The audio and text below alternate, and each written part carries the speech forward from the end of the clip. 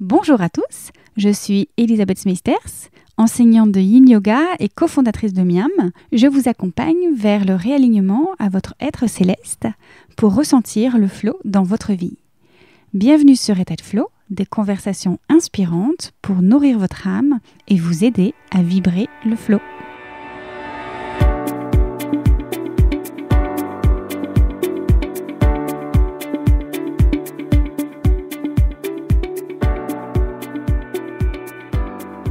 L'appel du tambour est une évidence contre laquelle il est difficile de lutter. Touché depuis 15 ans par les vibrations de la musique, cet instrument sacré, mystique, a éveillé ma curiosité jusqu'à ce que je contacte la femme au tambour pour m'en offrir un et surtout combler ma curiosité en l'invitant au micro du podcast. Je suis très heureuse d'accueillir aujourd'hui Caroline Baudolec. Bonne écoute!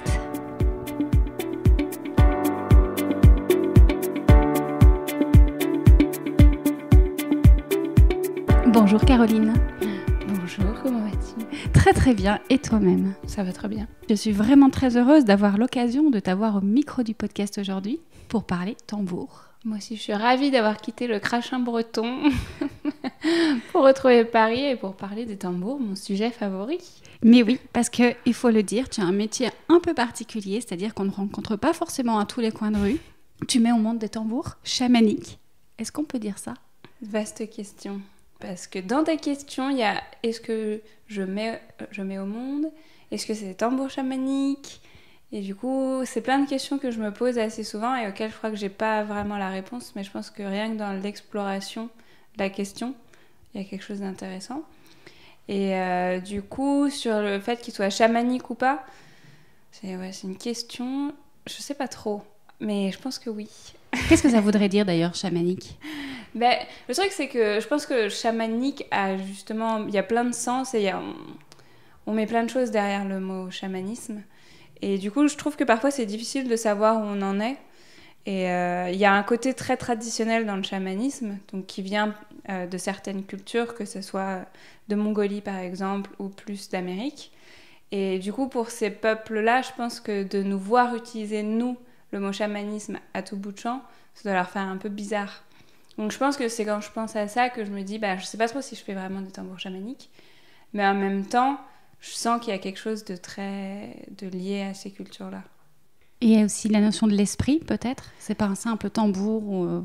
Exactement. Mais du coup, parfois, je me pose la question, est-ce que c'est des tambours chamaniques ou des tambours énergétiques ou des tambours médecine ? Tu vois, il y a plusieurs mots qui sont utilisés, mais je trouve que le mot, comme tu dis, le mot chamanique renvoie à l'idée de l'esprit, à l'idée de quelque chose d'autre, d'une connexion qui, moi, me parle beaucoup. Et alors, revenons sur ce fameux mot, mettre au monde. Ouais. Qu'est-ce que tu dirais ? Moi, ça me fait bizarre d'employer ce mot-là, mais je sais qu'il y a pas mal de gens qui ont des tambours que j'ai faits qui emploient cette expression-là. Et je pense que mettre au monde dans le sens comme un bébé, ça me fait bizarre. Mais par contre, c'est vrai que j'ai tendance à penser que les tambours existent quelque part, mais pas dans la matière. Et qui, du coup, ils attendent que quelqu'un les matérialise, en fait. Et dans ce sens-là, il y a effectivement une mise dans le monde. Je suis obligée de parler évidemment de Angélique Guillemet, artiste peintre que j'avais eu l'occasion d'interviewer également pour le podcast et qui parlait dans des mots assez similaires, et là pour le coup de peinture. Et donc tu disais comme s'il existait déjà, et toi tu ferais quoi, le lien entre le client, la personne qui commande le tambour et la matière ?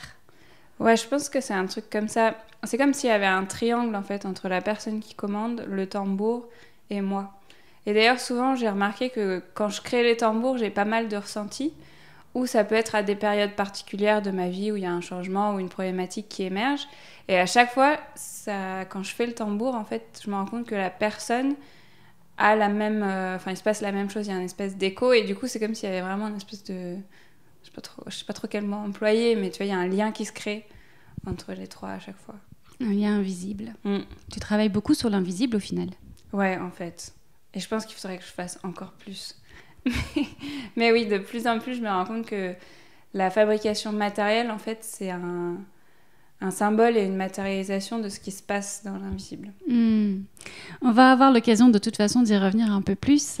Ce que j'avais aussi envie de voir avec toi, peut-être d'abord, avant tout, avant vraiment de parler du tambour, c'est comment toi, t'es arrivée à d'abord ta première rencontre avec les tambours et puis à devenir cette mère des tambours, si on reste là-dessus. Ouais. Alors ça s'est fait de façon un peu improbable, il y a à peu près 3 ans. À l'époque, j'étais en Irlande et j'avais un travail qui avait strictement rien à voir. J'étais dans une start-up et je faisais du management de projet. Mais je me sentais pas très bien à l'époque et du coup je me suis mise à aller à pas mal de stages de chamanisme entre autres et où on utilisait le tambour et notamment un stage de prêtresse qui était censé durer 1 an et dans ce stage on utilisait aussi le tambour et ma mère en parallèle faisait aussi des stages à Paris, enfin assistait à des stages et dans un des stages elle a eu une liste de sites internet qui vendaient des tambours. Du coup on a regardé ensemble parce qu'elle m'a dit bah tiens si tu veux je t'offre un tambour pour Noël. Donc on a regardé et j'ai vu que sur le dernier site de la liste, il y avait marqué que l'activité était à vendre, la personne cherchait à transmettre. Et puis en fait, j'étais pas manuelle, ni créative, ni rien du tout, mais je sais pas, le truc m'est resté dans la tête, ça m'a vraiment omnibulée. Ça s'appelait tambour arc-en-ciel et je me suis mise à avoir des arcs-en-ciel partout. Et du coup, j'ai fini par l'appeler alors que j'aimais pas appeler les gens à l'époque. Et du coup, elle m'a dit, bah tiens, si tu veux, t'as qu'à venir faire ton premier tambour et puis comme ça, tu décideras ce que tu veux faire. Donc j'ai dit ok. Et genre 3 jours plus tard, j'étais chez elle pour faire le tambour. En plus, elle habitait à Nantes, mes grands-mères habitaient à Nantes, c'était hyper pratique. Et du coup, j'ai fait ce tambour et dans les 2 semaines qu'on suivit, je me suis dit, bah non, mais c'est sûr, c'est ça qu'il faut que je fasse. Et en fait, le week-end où j'ai fait le tambour, c'était ouf. Parce qu'il y avait des moments où je me disais, non, mais je vais jamais y arriver. J'étais avec ma ponceuse, mon cadre, le truc, il me volait dans les bras. Enfin bref, c'était, je me disais, mais non, ça va pas le faire. Et en fait, la nuit, pendant le week-end, j'ai eu l'impression qu'il y avait un espèce de téléchargement qui se faisait, un truc énergétique super fort que j'avais jamais connu jusqu'à ce jour-là. Et le lendemain, ben paf, j'ai l'impression d'avoir fait ça toute ma vie. Et ça aussi, ça m'a dit, bon, je crois qu'il faut que je le fasse. Ça a été le départ. Ouais, ça a été la rencontre du coup avec Laurence qui fabriquait les tambours. Et en tout, on a fait plusieurs week-ends ensemble où elle m'a appris à fabriquer et elle m'a aussi énormément éveillée justement à ce lien avec l'invisible, au fait de suivre son intuition. Et ouais, il a fallu tout ça, tout ce processus pour que les tambours puissent rentrer dans ma vie parce que c'était quand même une sacrée affaire. Bien sûr, c'est pas rien, finalement. Parce que toi qui venais d'une start-up, tu disais que tu n'étais pas forcément manuel. En tout cas, tu t'imaginais pas du tout dans un métier comme celui-là. C'était pas quelque chose que tu avais ancré depuis des années. En fait, le tambour, c'était assez nouveau pour toi. Ouais, c'était hyper nouveau. Et même matériellement, encore une fois, j'habitais dans un petit appart dans le centre de Dublin. Je détestais conduire alors qu'il y avait un van qui venait avec les tambours et tout le bazar que ça prend pour faire les tambours. Donc ouais, non, c'était pas évident au début. Mais une évidence. Mais une évidence en même temps. Et du coup, la façon dont je le voyais, c'est que j'avais l'impression que mon âme me disait « mais vas-y, faut que tu le fasses, quoi, t'as pas le choix ». Et mon humaine disait « oh là là, on va se calmer là, c'est pas si simple que ça ». Et du coup, ouais, il y avait un espèce de... C'est comme si j'étais sur 2 niveaux en même temps. On se prend pour une barge. Oui. Disons le mot. Ouais, exactement. Et qu'est-ce qui fait qu'à un moment donné, tu y vas sérieusement et à un moment donné, là, peut-être tu passes la main, ou Laurence passe la main? Ouais, en fait, on avait fixé un calendrier, plus ou moins. Mais c'est vrai que quand le calendrier s'est terminé et qu'elle est partie et que c'était la dernière fois, je me suis dit, ouais, gloops. Et j'avais toujours mon boulot à côté. Et du coup, il y a eu une période assez longue où j'ai commencé à faire les tambours et je travaillais en même temps. Et il y a eu plusieurs fois où je me disais non mais les tambours c'est trop, je vais pas y arriver quoi, il se prend trop de place, trop. Et dans les moments où vraiment je doutais super fort, genre je me souviens ça m'est arrivé une nuit, j'étais en vacances, je me suis dit non mais c'est bon là, j'arrête, demain j'arrête. Je me suis réveillée ce matin-là, 7h du matin, j'avais reçu un email d'une personne qui me disait « Oh, j'ai trouvé votre site internet, je sais même pas comment parce qu'il n'était pas référencé du tout, et je voudrais vous commander un tambour. » Et là j'ai dit bon, « Ok, ok, c'est bon, j'ai compris. » Et ça s'est produit plusieurs fois, jusqu'au jour où je me suis dit qu'il fallait que je quitte mon boulot et que je me lance à temps plein là-dedans parce que ça m'appelait trop fort en fait. Oui, parce qu'au début, tu le faisais tu laissais les choses fluides venir à toi sans t'en mettre une pression. Voilà, exactement. Et justement, j'avais pas envie de me mettre la pression. Et notamment financièrement, c'était confortable d'avoir ce travail qui me payait bien et qui me permettait de tester autant que je voulais, de prendre tout mon temps. Et ouais, du coup, il y a eu le moment où je me suis sentie suffisamment en confiance pour... Enfin, je sais pas si j'étais vraiment en confiance ou si juste j'avais vraiment envie, quoi. C'était le moment. D'une façon, est-ce que ce n'est pas une sorte de confiance c'est le chemin à suivre? Ouais, si, c'est ça. J'avais confiance dans le chemin, en tout cas. Après, est-ce que j'avais confiance en moi? Ça, c'est moins sûr. Mais dans le chemin, ouais, l'appel était tellement fort. Et j'étais tellement persuadée que mon âme voulait ça. Qu'il y a un moment où il faut se lancer.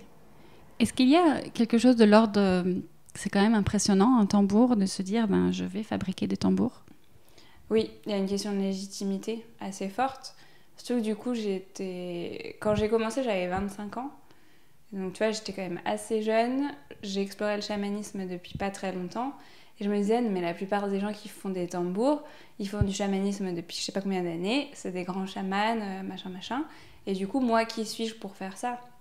Et ça, du coup, je sais pas trop comment ça s'est résolu, mais je pense avec le temps et surtout avec la pratique, avec l'expérience, avec les ressentis qui se développent, les personnes qui commandent qui sont contentes. Et il y a quelqu'un qui m'avait dit qu'on ne pouvait pas juger le dessin d'un enfant. Quand je lui disais que je savais pas si mes tambours étaient suffisamment bien et tout ça, il m'avait dit mais non. Et ouais, c'est le tambour que tu feras aujourd'hui, il sera juste pour la personne qui l'achètera aujourd'hui. Et puis après, ça va évoluer. Oui, il n'y a rien de figé. Exactement. Tu parlais tout à l'heure d'une certaine connexion avec l'autre. Le tambour, c'est quand même pas rien pour même le client. La personne qui vient te commander un tambour, elle-même, elle a dû faire une certaine démarche, parce qu'il y a ta propre démarche, mais il y a certainement aussi celle du client à honorer. Ouais, c'est clair. Et ça, c'est de plus en plus clair pour moi aussi. Et ouais, les gens... Je pense notamment grâce à Instagram et comme ils voient la démarche dans laquelle moi je suis, ils m'expriment beaucoup effectivement leur démarche. Et le fait que souvent le tambour leur parle depuis un certain temps, peut-être qu'ils en ont entendu une fois il y a je sais pas combien de temps, je sais pas combien de mois. Et il y a un moment ils se disent non là c'est le moment. Et ouais, à chaque fois c'est marrant de voir ce qui se passe. D'un coup ça devient super insistant en fait. Moi j'appelle ça l'appel du tambour tout simplement. Mais ouais, c'est vraiment le tambour qui il vient dans ton esprit et tu te dis ok, maintenant on y va.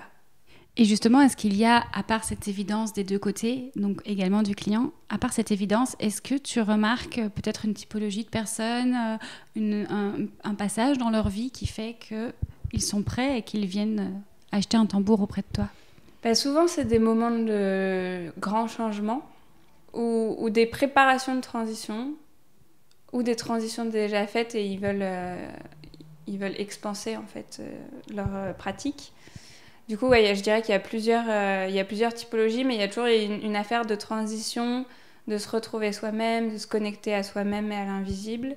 Et c'est toujours super touchant en fait, que ça soit les personnes qui se disent « je veux changer ma vie mais je sais pas trop comment », et à un moment elles se disent « le tambour va m'aider », ou que ça soit les personnes qui sont déjà en plein dans le changement, et là aussi le tambour va les aider, ou la troisième catégorie, des personnes qui déjà font du yoga, qui sont thérapeutes ou d'autres choses, et qui choisissent le tambour pour les accompagner. Dans tes partages d'ailleurs, tu utilises régulièrement ce mot « compagnon ». Oui, parce qu'effectivement je pense que le tambour nous accompagne. Et d'ailleurs, le premier que j'ai fait, souvent au début je dormais avec. Par exemple quand j'avais peur la nuit, ou je sais pas, quand je me sentais pas bien, vraiment je prenais mon tambour comme un compagnon quoi. Et j'emploie ce mot aussi parce que je trouve que tous les autres mots correspondent pas. Tu vois, de dire instrument ou objet, c'est pas vivant alors qu'il y a quelque chose de très vivant dans le tambour. J'allais te poser justement la question. Le tambour n'est pas un instrument de musique comme un autre. Ce n'est pas une guitare qu'on vient acheter sur un rayonnage. Finalement, il y a deux choses qui diffèrent assez fortement. C'est probablement déjà l'instrument en tant que tel, avec une image beaucoup plus mystique, et puis le choix, ou en tout cas la rencontre entre le client et le tambour. Est-ce que tu peux nous en dire plus là-dessus? Alors effectivement, le tambour n'est pas un instrument comme les autres. Et ça, c'est marrant parce que d'ailleurs, il y a beaucoup de personnes qui viennent choisir un tambour, enfin qui rencontrent un tambour et qui se sentent assez intimidées en fait par le tambour. une fois qu'elles l'ont au début, qui savent pas trop comment l'approcher et tout. Et pour moi, ça montre vraiment qu'elles sentent ce côté quelque chose de plus, quelque chose de très sacré, très mystique qu'il y a dans le tambour. Et du coup, ça prend un certain temps de s'accoutumer à son tambour. Je sais pas comment ça a été pour toi d'ailleurs, mais... et ouais, du coup, il y a vraiment quelque chose... je sais pas trop quel... Je trouve que c'est difficile de mettre des mots dessus. Mais... D'où ça viendrait ce regard qu'on a, ou cette approche un peu sacrée. Est-ce que c'est l'histoire? Est-ce que c'est vraiment nos ancêtres qui ont donné ce côté sacré et qui fait qu'il perdure aujourd'hui? Comment ça s'expliquerait? Je pense qu'il y a effectivement une partie d'historique. Je pense qu'il y a aussi une question... Enfin, historique et culturelle. Il y a aussi une question karmique. Ça ne m'étonnerait pas que toutes les personnes qui, aujourd'hui, choisissent un tambour soient des personnes qui ont joué du tambour dans des vies précédentes, pour ceux qui croient à ce genre de choses. Et d'ailleurs, je trouve qu'on voit ça dans le fait que maintenant, le tambour est utilisé en dehors des cultures dans lesquelles il est né ou dans lesquelles il a été utilisé en tant que tambour chamanique. Et maintenant, on l'intègre dans des pratiques plus libres, entre guillemets. Et du coup, parfois, je me dis, ça se trouve, dans d'autres vies, on était des chamans qui jouaient avec nos tambours. Et aujourd'hui, en fait, on a encore ces mémoires-là, mais on n'a plus besoin d'avoir ce carcan culturel, entre guillemets. Et du coup, c'est comme si, automatiquement, on voit le tambour et on se reconnecte à ça. Peut-être aussi le fait que ce sont des peaux quand même d'animaux. Il y a encore l'esprit qui est là. Enfin, voilà. Est-ce qu'il y a une démarche par rapport à ça particulière, mais ne fût-ce que toi dans ta création, par rapport à n'importe quel autre instrument, ou même on voit ça encore dans les magasins, les animaux sont encore là, il y a encore du cuir, etc. Mais pourquoi le cuir pour le tambour? Voilà. C'est vrai, effectivement, que le fait qu'il y ait un animal qui participe à la création apporte quelque chose. Moi, dans ma démarche, j'essaye de vraiment honorer l'animal. Alors souvent, on me pose la question d'où viennent les peaux. Malheureusement, elles viennent beaucoup de l'industrie alimentaire. Mais j'aime bien me dire qu'en faisant des tambours, du coup, on honore l'animal. Et souvent, j'essaye de me connecter avec l'animal avant de fabriquer le tambour. Et je me rends compte que l'animal, en tout cas l'esprit de l'animal, est plutôt très content. Je l'imagine en train de courir dans les plaines, ou la forêt, ça dépend des animaux. Il apporte son âme, sa force au tambour. Et cette dimension sacrée aussi vient de là, du fait que l'animal ait donné son accord en quelque sorte pour accompagner l'être humain que nous sommes. Et du coup, la deuxième question qui était de l'ordre du choix. Tu parles des différentes peaux. Donc, quand on parlait des animaux, il y a différents animaux avec lesquels tu utilises leur peau pour fabriquer les tambours. Est-ce que ça aussi, ça influence le choix, est influencé par comment ça se passe? Ouais. Alors, déjà, il faut savoir que moi, personnellement, je travaille beaucoup sur commande. Mais c'est aussi possible de choisir un tambour qui a déjà été fabriqué. Ou c'est possible de faire des stages de fabrication. Et je pense que dans tous les cas, en fait, le résultat final est le même. Parce qu'il y a ce tambour qui existe quelque part et qui a juste besoin d'être matérialisé et d'être rencontré. Et après, du coup, quand on passe une commande, effectivement, il faut choisir l'animal qui va être utilisé. Et pour ça, je trouve que ça marche beaucoup en fonction de l'énergie de la personne, de là où elle en est, de ce dont elle a besoin et de la façon dont elle va utiliser son tambour. Et du coup, ça arrive qu'il y ait des personnes qui sachent d'avance, par exemple, elles rêvent d'un bison, et du coup, elles savent qu'elles veulent un tambour en bison. Ou parfois, les personnes ne savent pas, et je trouve qu'il y a un aspect super intéressant dans la démarche de découvrir quel sera l'animal qui sera adapté pour leur tambour. Et on discute, et en général, l'animal émerge à moitié par le mental dans la discussion, et à moitié intuitivement, en fait. Tu peux nous donner peut-être un exemple, on va dire concret, sur l'énergie d'un des animaux que tu utilises? Ouais, alors par exemple le cerf, qui est un des animaux les plus utilisés, je dirais, et les plus faciles à aborder, je trouve, a vraiment une grande présence et il aide aussi beaucoup à l'ancrage. En fait, je le vois souvent comme un père qui est là à côté de nous, vraiment bienveillant et qui nous donne sa confiance. Alors que si je prends un autre exemple pour comparer, le taureau, qui a une énergie vachement plus péchue. Il est très dans la virilité, on va tout casser, enfin, dans un bon sens, mais vraiment très puissant, quoi. Alors que le cerf est beaucoup plus calme. Ça m'apporte une nouvelle question qui est de savoir justement, est-ce qu'on est obligé d'être dans une envie de transformation? J'ai l'impression que le taureau va nous aider beaucoup plus et le bison à aller rentrer dedans et aller vraiment dans le changement et à nous pousser dans nos retranchements, alors que peut-être le cerf va plutôt être dans la douceur, dans l'accompagnement sur là où on est déjà.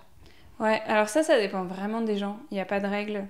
Il y a des personnes qui ont besoin d'aller vers une peau qui les pousse dans leur retranchement. Et il y en a d'autres qui ont besoin de quelque chose qui les accompagne. Et du coup, ouais, c'est vraiment personnel. Et c'est là que c'est dans la discussion et avec l'intuition qu'on arrive à savoir vers quoi s'orienter. C'est intéressant ce que tu dis, ça veut dire qu'il n'y a pas d'obligation et qu'un tambour n'est pas automatiquement le tambour qu'on peut avoir en inconscient qui va venir secouer. Voilà, c'est pas toujours le cas. Non, je pense qu'il y a tout. Il y a vraiment, pour moi, autour du tambour, il n'y a vraiment aucune règle. Et c'est toujours l'intuition qui guide. Que ça soit d'ailleurs pour le choisir ou pour en jouer, je suis vraiment... ouais, je pense vraiment que c'est l'intuition. D'accord. Je continue là-dessus. Est-ce que automatiquement le tambour nous met dans un état de conscience modifié ou voilà, qu'est-ce qu'on peut s'attendre pour celui qui est un peu novice ou qui justement a une attirance mais a peut-être peur? Est-ce que forcément il va nous emmener dans des mondes invisibles, dans le subconscient, dans nos rêves, ou au contraire on peut aussi rester très terre à terre? On peut rester très terre à terre. Et surtout, le tambour nous emmènera là où on est capable d'aller. Et là où c'est juste pour nous. Par exemple, si quelqu'un a vraiment très peur de partir très très loin, normalement ça ne devrait pas se produire. Et d'ailleurs, le tambour est aussi un instrument d'ancrage. Et du coup, il nous aide aussi à nous ancrer pour éviter de partir trop et trop loin. Mais c'est vrai que du coup, faut... Quand même, je dis qu'il n'y a pas de règle, mais il faut quand même être en lien avec le tambour et être ancré à la fois.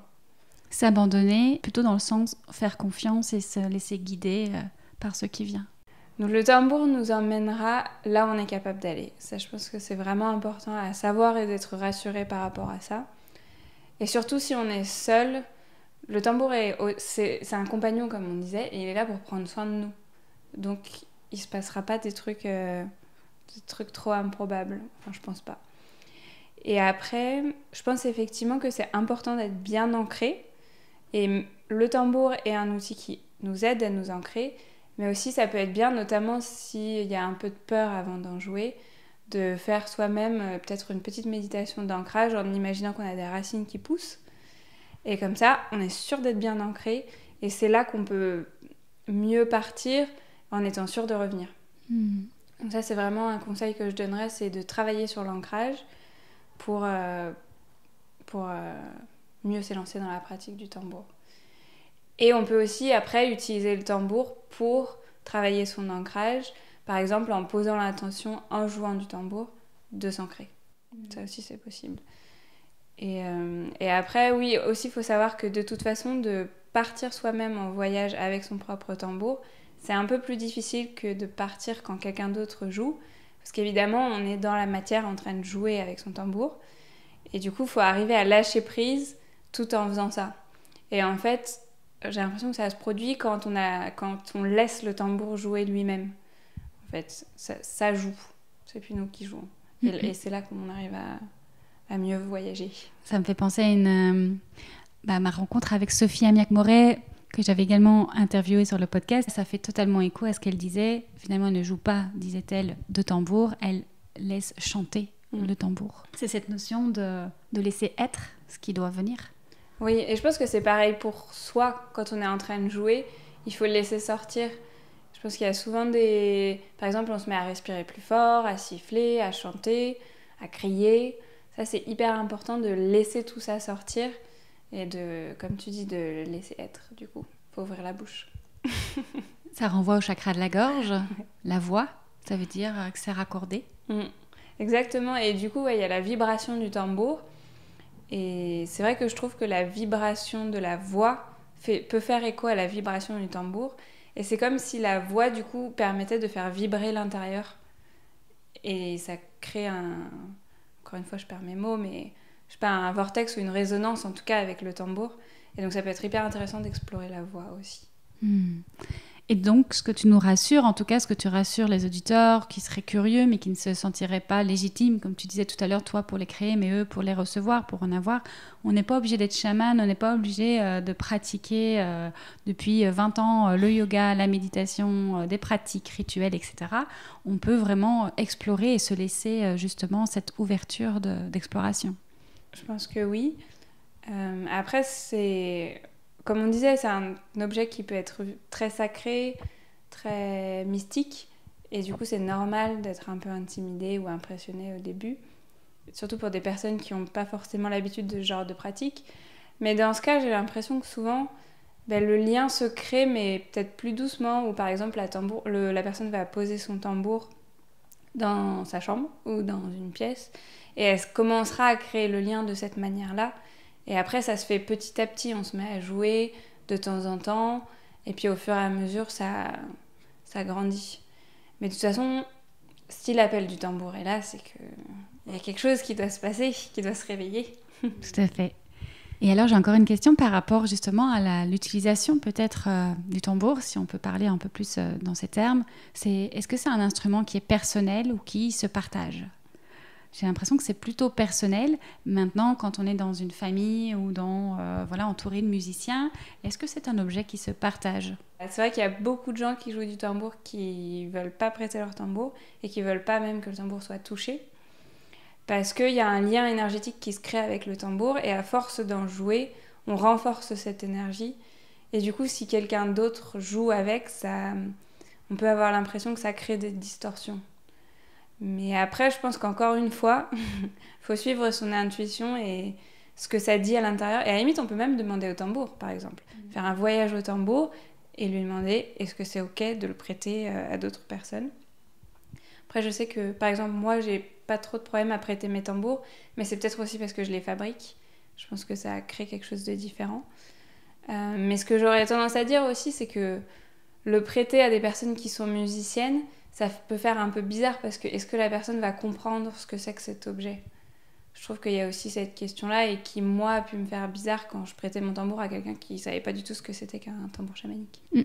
Oui, c'est un peu cette question aussi que j'avais il y a quelqu'un qui est complètement novice, qui ne touche pas du tout à ce domaine-là, à cette énergie chamanique, et puis qui serait quand même curieux, qui prendrait... Parce que ce n'est pas un tambour comme un autre, en fait, mais qui ne capterait pas forcément ça.